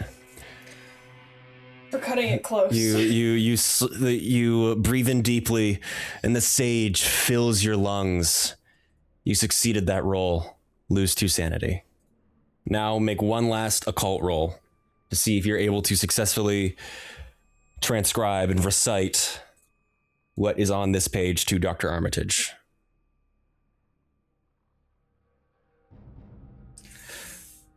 As you attempt to do so, your voice falters, and you lose your place. The words on the page become jumbled, and you find that you have to start over. Just this page. Oh, okay. So, I need you to roll sanity again for me.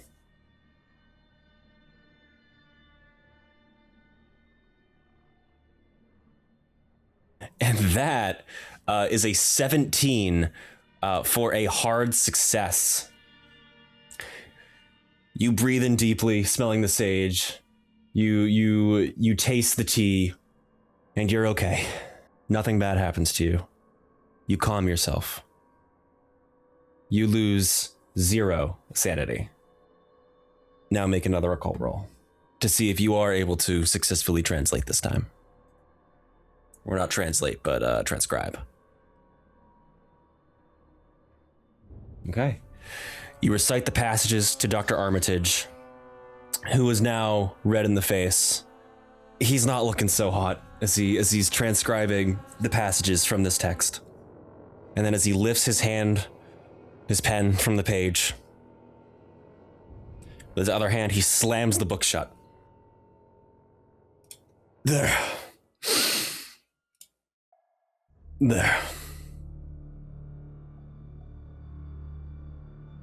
I believe this to be the ritual that Alan had used.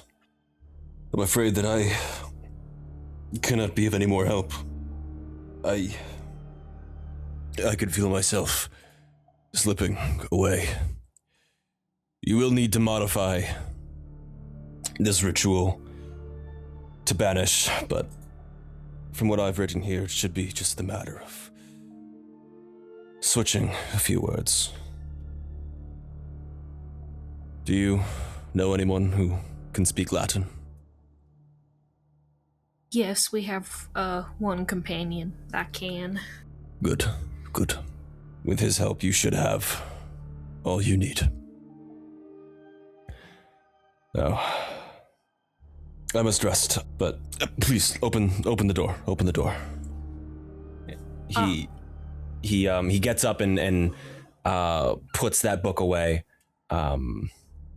as he ushers you to open the door. Before she opens the door, can she do a scan of the room and see if she sees any, like, shadows or things like that, like occult-ish things that could have appeared in the room during that?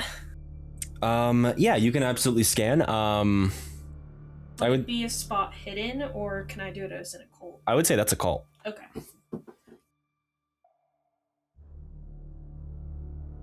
$46. All right. With a success, you do see a couple of shadows dancing around the room where there otherwise should be light. This is a room filled with dusty old tomes, strange occult imagery, and other strange fascinations that you've seen in New Orleans. You have not seen stuff like this here in Massachusetts, not even in Salem. Can she walk the sage over to those shadows and just resage the room before she lets others in? Yeah, you can absolutely do that. You bring the sage over, and you do feel a bit of a sense of calm as you ward away anything that might be lurking. Okay.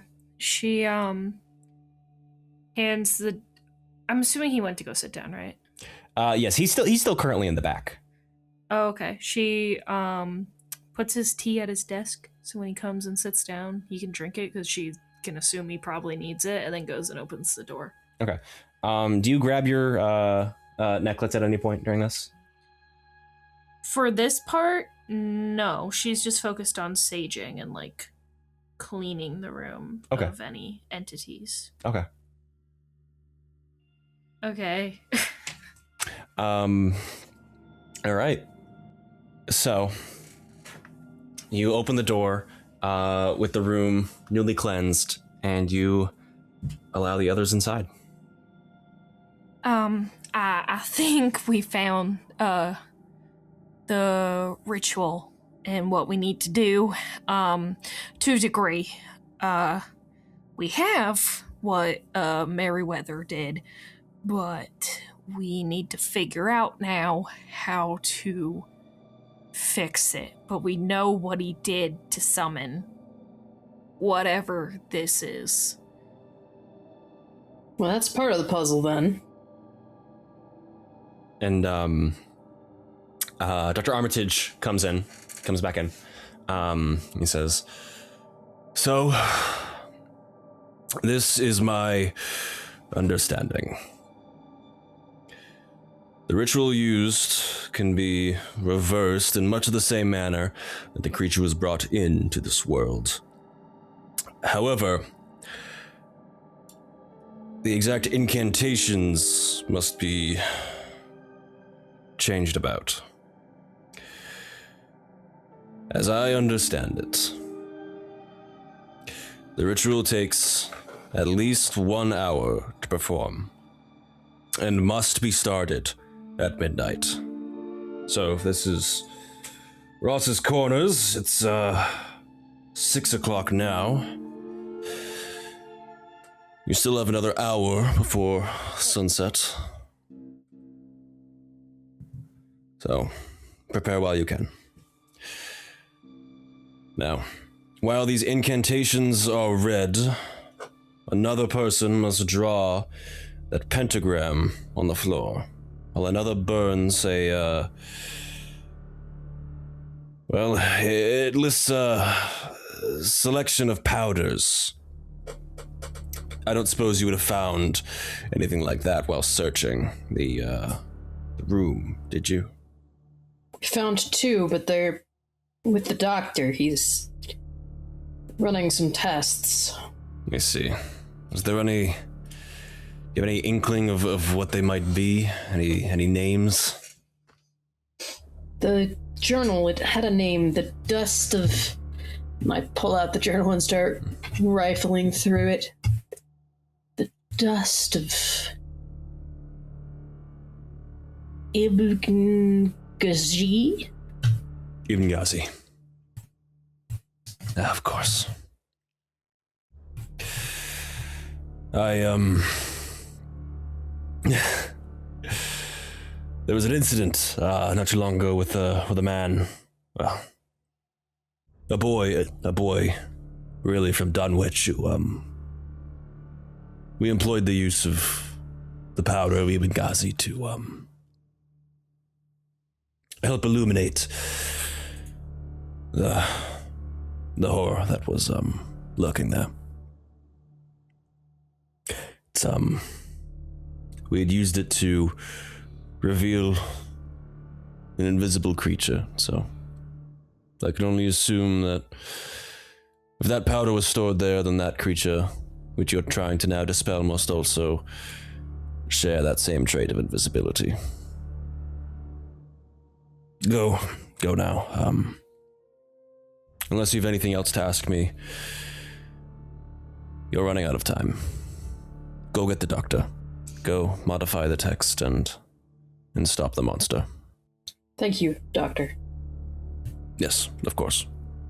And with that, the 3 of you, I'm assuming, exit the office? Yep. Okay. So, cutting now back to Dr. Abode at the hospital. what are you doing at this time?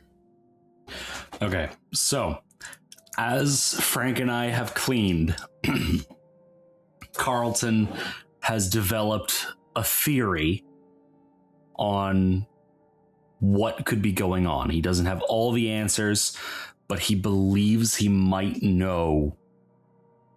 He might have an answer to what is going on here. Okay.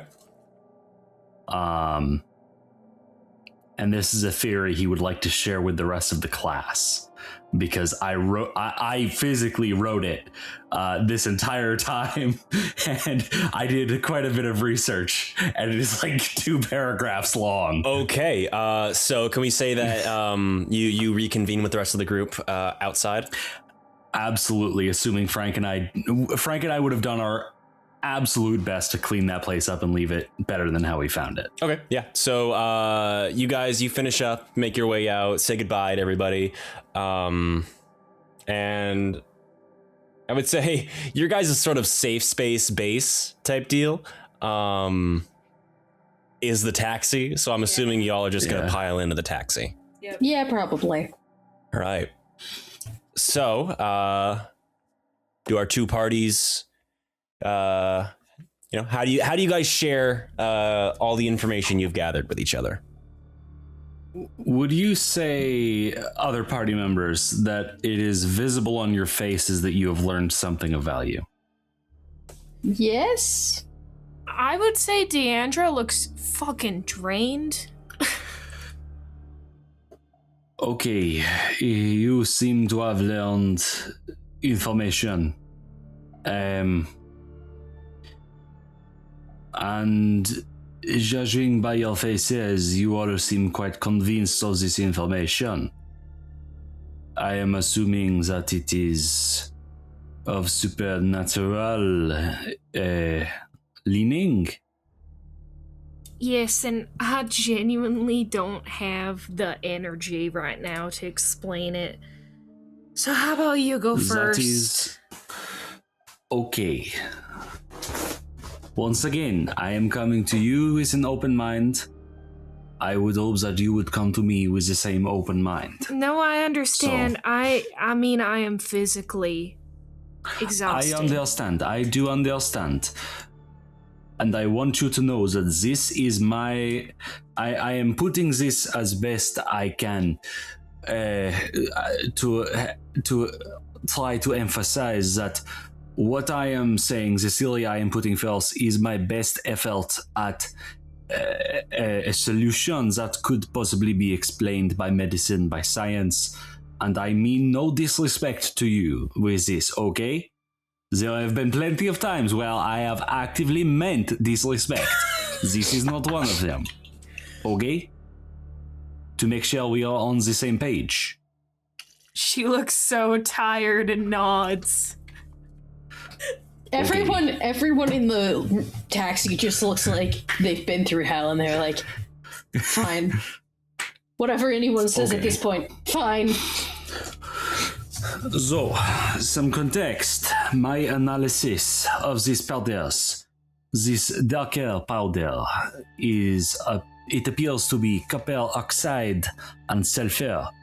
This is, I believe, what was thrown into the fire as described in the journal, as when I did my own testing, it burned with an evil smell and caused the fire to flicker green for a moment.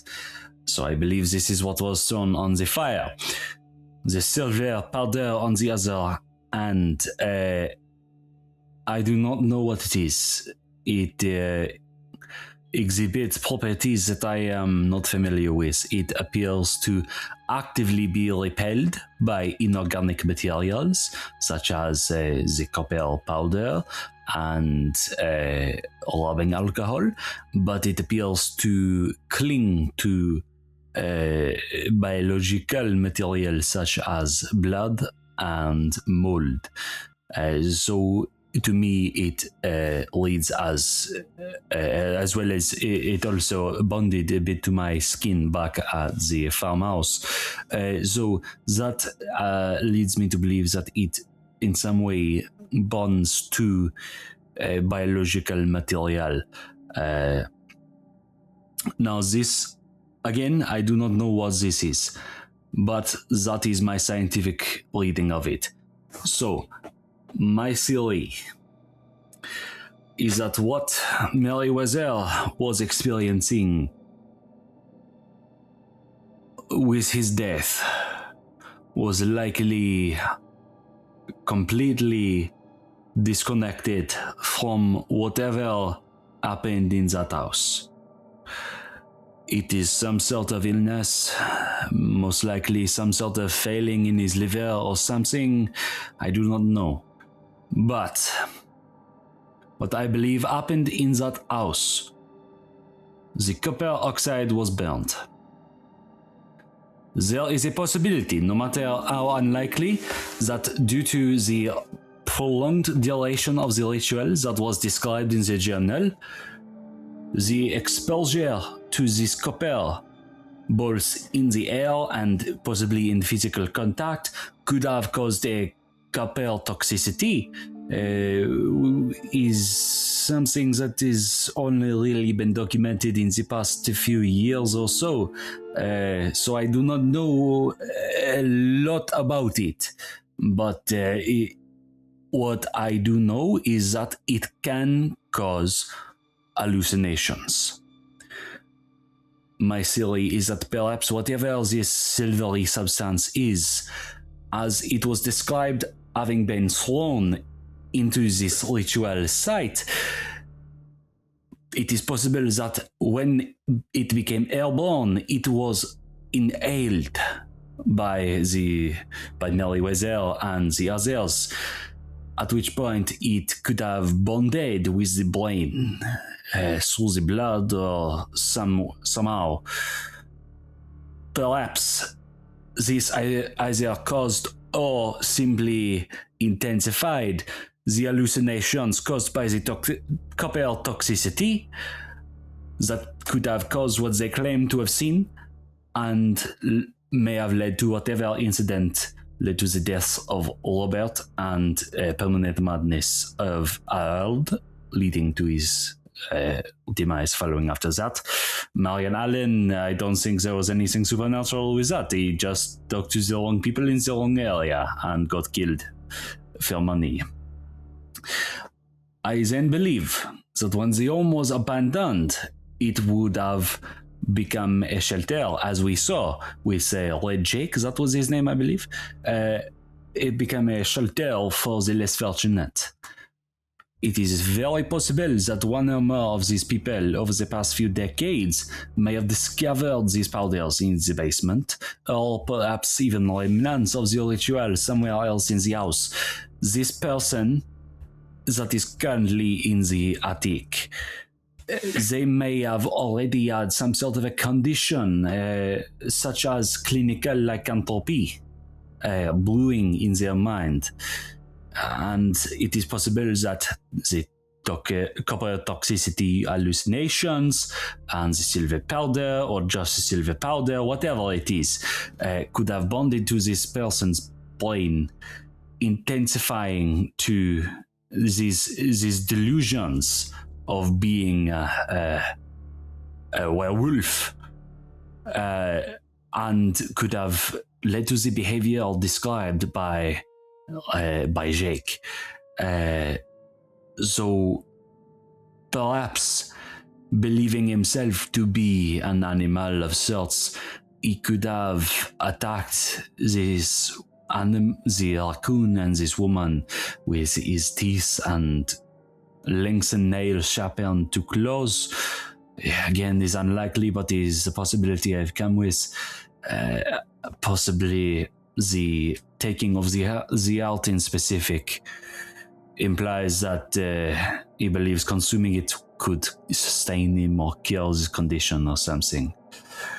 I do not know what the cure would be to this, but that is the most grounded theory I have with the tools at my disposal.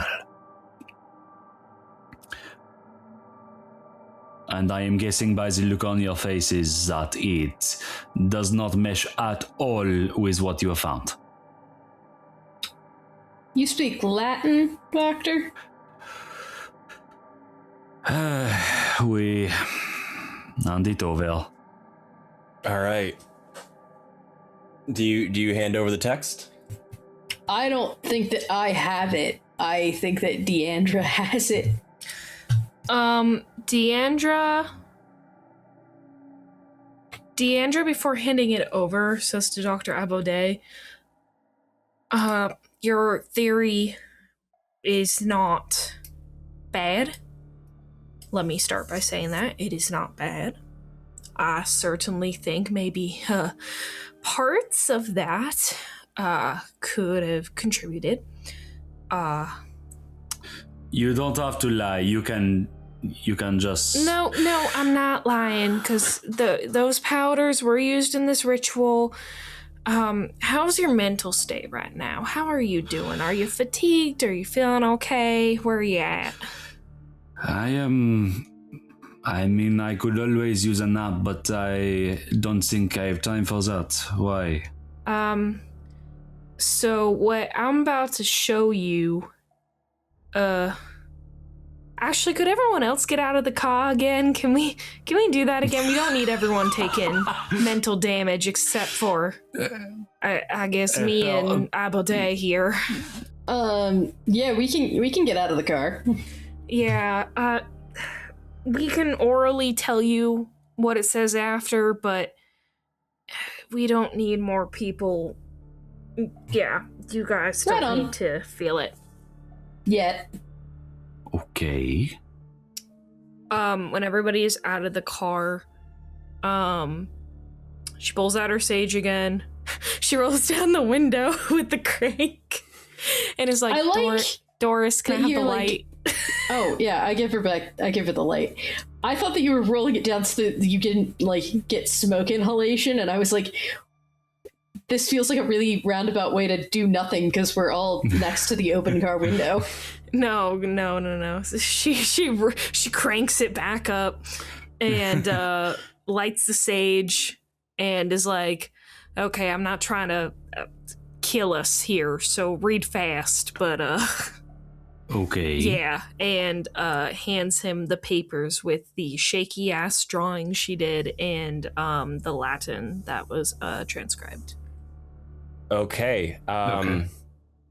Yeah, as you read this very shaky handwriting, passages written in two different hands, as you can tell that Dr. Armitage and Deandra similarly took turns transcribing stuff. Make a Latin roll for me. Okay, let's see what I get. That is shit. That is an 82. All right. So actually, what I'm going to say happens here is that you are able to successfully understand, what's being said here. And was it relayed to you that you need to swap stuff out, that you need to rewrite it effectively? I don't think that was directly relayed to me. Okay, gotcha. As a human, but I would assume Carlton was told that. Yeah, let's assume that Carlton was told that. And so with a failure, I'm going to allow you to understand and begin that remaking with Deandra's help. And so I will need, because that's a failure, and this is occult stuff, I do need you to roll sanity for me. Now, Deandra... Okay, regular success? 45. Right. Perfect. Beautiful. You're fine. Deandra, I'm going to have you help Carlton do this. So what's going to happen is that, Deandra, I need you to roll occult. Okay, great. Dr. Abode, you can attempt a Latin roll again with +1 bonus die. Okay.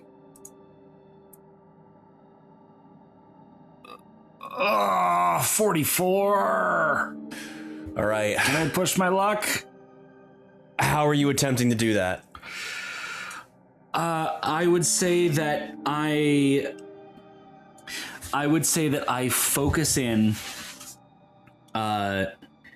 more on. You said there were drawings, right? Yes, there was also a drawing of a summoning circle of some kind. What appears I to would be say I was focusing more on the words, and I would say Carlton is realizing he's having a difficult time with the words for whatever reason. The page is swimming a little bit, so he would redirect his attention to the drawings a little bit to try to get those context clues. Okay. And I will say that doing this, you tap into your 1 point of Cthulhu mythos as your mind has been slightly expanded from reading the journal. And you can attempt this. However, if you fail, your mind will not like it, is what I'll say. I don't really see any other options, so. All right, still with the +1? Yes. Okay. Fingers crossed, everyone. 40! No, 15. 15! Even better.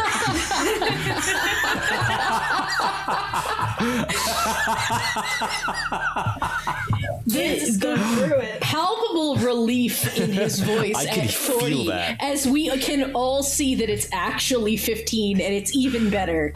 I was thinking more. I just saw a success and was like, oh, I know I need a 40 or lower for that. Thank God.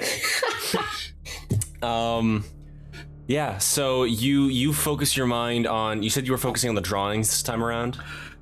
Yeah, to like get those. I was trying to focus more on both of them at the same time to get those context clues. You do so, and you almost feel like your mind's eye has been opened a little bit as you transcribe stuff without entirely understanding what it is or why it is that you're writing it. And you have your eyes closed as you're doing this, sort of like on autopilot, and you open your eyes, and before you see written down this. Oh. Okay, should I read it out loud? No, because that's Latin. Because what you've also written down is this. Okay. Should I read that out loud? Yes. Os spirits, you I exercise by the power, wisdom, and virtue, by the divine knowledge, by the dark void, by the name of the old ones, the root, trunk, source, and origin of all the other divine names, whence they all draw their life and their power. I exercise you by the name Nalehotep, signifying that the most excellent bringer of wisdom, His Majesty so high and brighter than the stars of the void. I exercise you by the most powerful name of our source, and the all-powerful who shall punish the crimes. I exercise you, and I command you absolutely, O demon, in whatsoever part of the universe you may be, by the virtue of all these names, hear you and obey. That is the translation of the chant. And you'll see that it's also now been added to your clues, both the English and Latin version, as well as a written transcription, not the image. And then one final thing that you see is this. No longer shaky. The ink seemingly fixed itself. This wasn't you that drew this. This is still Deandra's work, but it seems that it moved on its own, and it is now a perfect circle.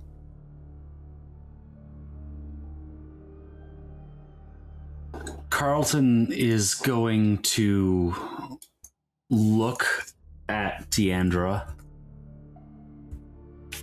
look back at the page. Look back at Deandra one more time. And as he makes eye contact with her, he just says, Putain de merde. What the fuck? What is... Yeah, welcome to my world. And, I know it's a car, but can she check to see if anything was, like, someone, like, doing a cult check, like a vibe check of the car? How much did we fuck up this taxi cab? You, literally. You look around the car, and there's just an eerie silence within the vehicle as the weight of Carlton's words wash over you. And Deandra, you feel compelled to clutch your grandmother's necklace. She clutches the necklace. As you bring your hand to it and wrap it around the, what is it, steel? Silver? Yeah. Okay. You bring your hand around the silver, you grab it, feeling it between your fingers, and you note that it is now rusted. Can I occult check the vehicle for anything? If I see any shadow figures, if there is anything present with us? Go take a look. Do your thing. Try to see if there's anything else in the car with you.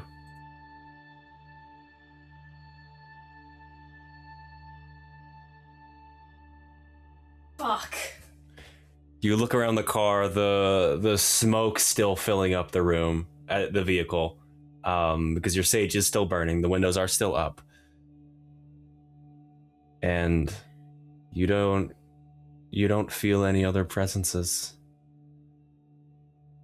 You just have that sense of dread that you've been feeling since you got here. She doesn't trust that. If anything is in this vehicle with us, you're not welcome here. You have to leave. And then she flings open the car door to let out all the sage smoke. The rest of you, you watch as this like hot box opens up. The world's lamest hot box. And Deandra, you start coughing because of the smoke. Yeah. You finally get a breath of fresh air. Yeah. Look, last time For a me, man it started is just like coughing. home. Look, last time a man started coughing, he was spitting up blood. Don't get mad at me for giving you a scared look. Okay, so you guys have the translation. You have the rules of the ritual, which I will just repeat here one last time, just so we as players understand exactly what you're going to have to do. This ritual takes at least 1 hour to perform and must be started at midnight. While at least one person speaks aloud the ritual phrases, another must draw the pentagram on the floor, while a third burns a certain combination of chemicals in a fire nearby. While one person may perform the ritual chant, multiple people will allow for the speakers to rest. The important thing is, someone must always be speaking for the duration of the ritual. Even the slightest disruption may result in failure, requiring another ritual on the following night. And the sun is starting to get low. To clarify, you said that a combination of chemicals. Do we know what that combination is? I'm assuming it's the copper and sulfur. Yes. Do either of you relay that? Any of the three of you? Yeah. Actually, I'm explaining this all out of character, out of narrative. So yeah, we can assume that it was relayed to you because that you got that information from Armitage as well. Yeah, I was gonna say he explained it in the car. Yeah. So you know that it's the copper that has to be burned. Okay. All right. So, is there anything else you guys would like to do, or do you want to head back off towards the farmhouse?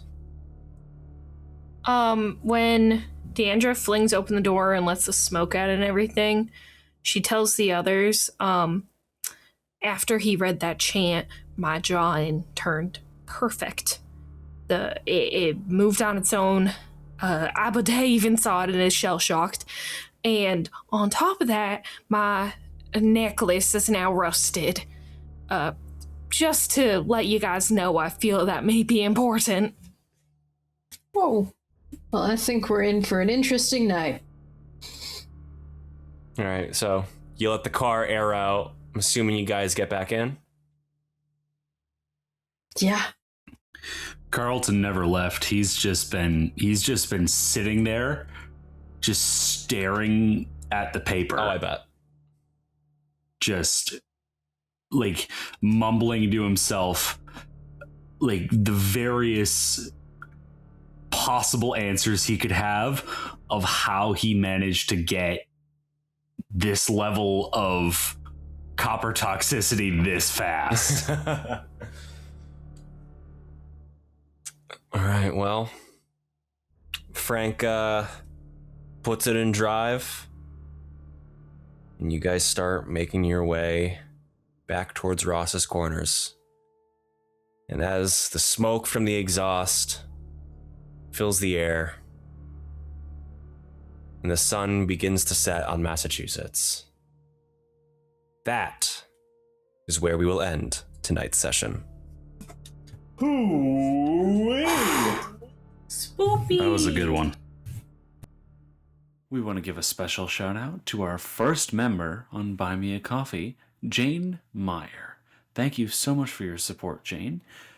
And to anyone else who would like to support us in exchange for some pretty cool rewards, you can check us out on buymeacoffee.com/livefromdicejail.